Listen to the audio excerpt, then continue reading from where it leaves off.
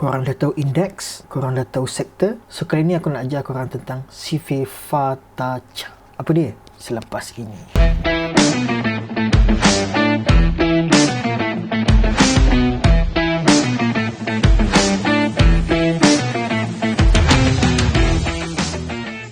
Okay, Assalamualaikum semua. Hari ni kita berjumpa lagi untuk tajuk yang seterusnya, iaitu Sifathacha.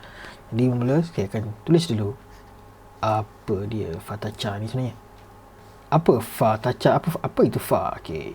Sebenarnya kenapa kita kena tahu apa maksud ni? Kenapa kita kena tahu sifir ni? Sifir ni kalau kita dah tahu, dia akan mempengaruhi kita sama ada kita nak beli ataupun tak beli saham tu. Dan penting untuk kita tahu sifir ni. Jadi apakah FA? FA ialah Fundamental Analysis.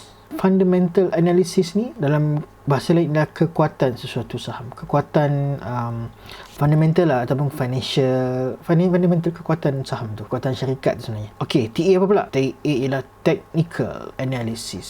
So Technical Analysis ni ada kaitan dengan graf dia, indikator dia dan so on, dan ia menunjukkan kekuatan pasaran dia. Dan akhir sekali CA, ataupun dalam bahasa lain ialah Catalyst. Catalyst ataupun sentimen, kekuatan sentimen. Jadi sentimen yang mempengaruhi kepada saham-saham tersebut? Ini yang kita akan kaji dalam CA. Jadi FA campur TA campur CA sama dengan pergerakan saham. So sama ada dia naik ataupun dia turun.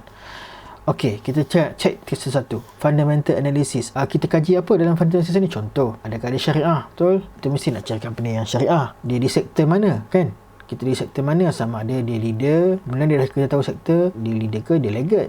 Lepas tu kita nak tahu berapa banyak saham yang dikeluarkan, shares outstanding ataupun share issued. Berapa banyak saham yang dikeluarkan? Sebab lagi banyak saham dikeluarkan maksudnya lagi berat. Tapi berat pun macam mana pula? Kalau ada volume banyak dia akan pergi, tapi kalau volume tak banyak slow lah dia. Sebab share outstanding pula dia akan benda-benda lain. Float dia pula, berapakah persen saham yang difloatkan? Difloatkan maksudnya diapungkan. Daripada 100% saham tu, 30% saham dibuka untuk public, 70% dipunyai oleh owner, institution, unit trust, mutual fund dan macam-macam lagi.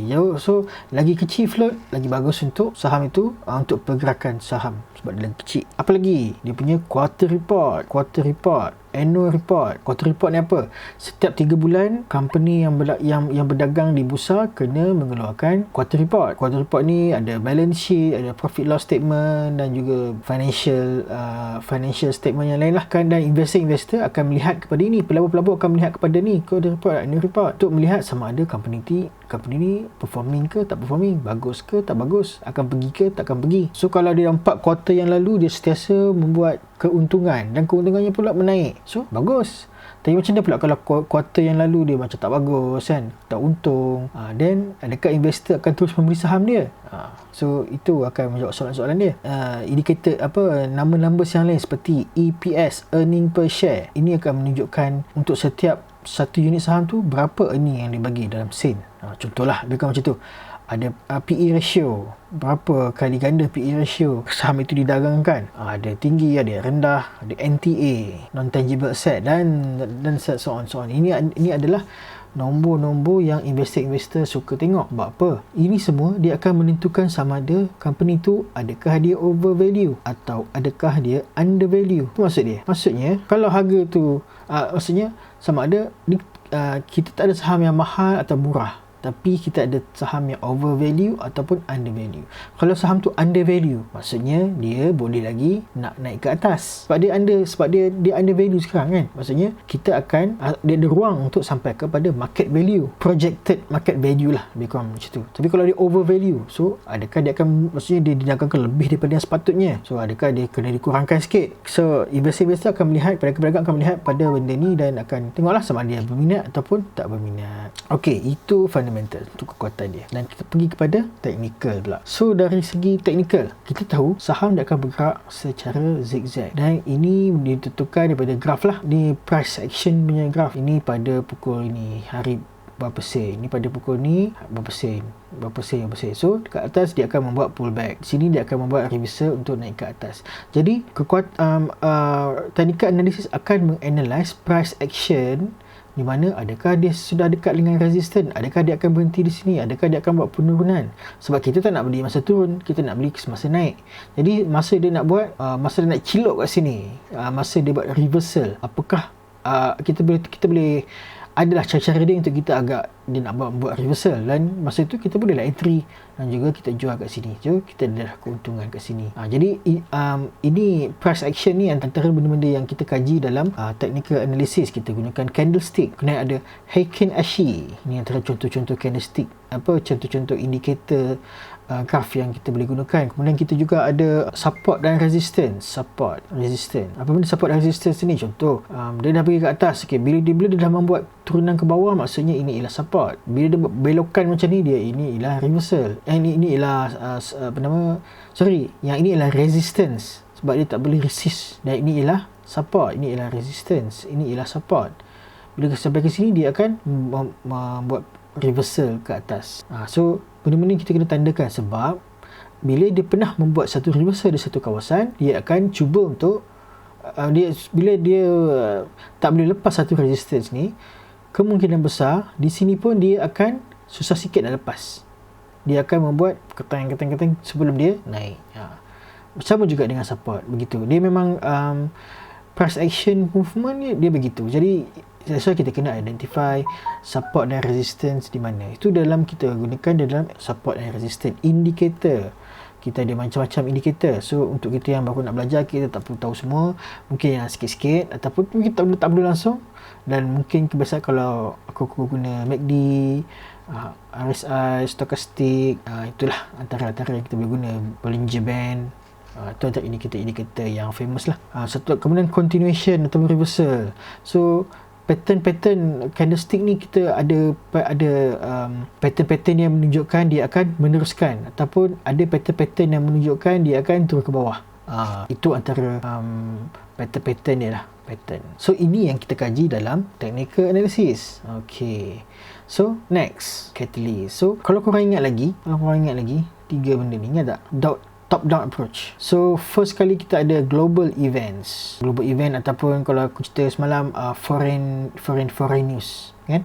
Foreign news, Trump punya tweet, itu pun dah jadi foreign news dah, global event. Sekarang mungkin kurang sikit. Election pun global event. So dia akan mempengaruhi kepada local event, ataupun local news lah, ataupun kalau kita KLCI, dan seterusnya kepada saham. Jadi macam inilah permainan sentimen. Apa-apa yang berlaku pada global, especially US lah, akan mempengaruhi market di Malaysia. Jadi that's why macam ni kita nak tahu apa global event. Kita pun kenalah monitor. Contoh satu Trump punya tweet, kita monitor. Tapi kebiasaannya economic calendar. Ini penting. Sebab nanti kita akan tunjukkanlah website dia bila kita kaji tentang CA. Sebab dalam economic calendar ni dia akan cerita bila akan berlaku sesuatu keputusan-keputusan, meeting-meeting yang penting, statistik yang dikeluarkan yang penting. Itu semua akan mempengaruhi kepada sentimen. Kemudian news, contoh news macam sekarang, news tentang COVID, kes makin banyak, glove naik, kes makin kurang, glove mungkin kurang sikit, vaksin keluar, kalau tu glove pun kelang kabut, dan benda macam tu.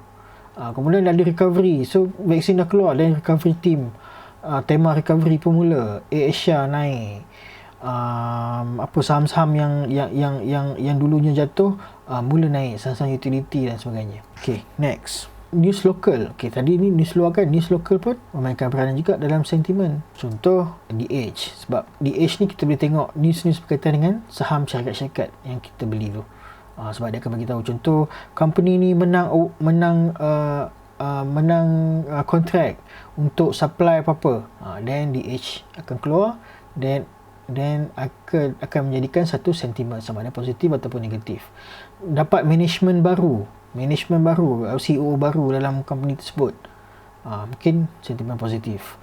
Lepas tu company buat VSS, mungkin negatif ke positif.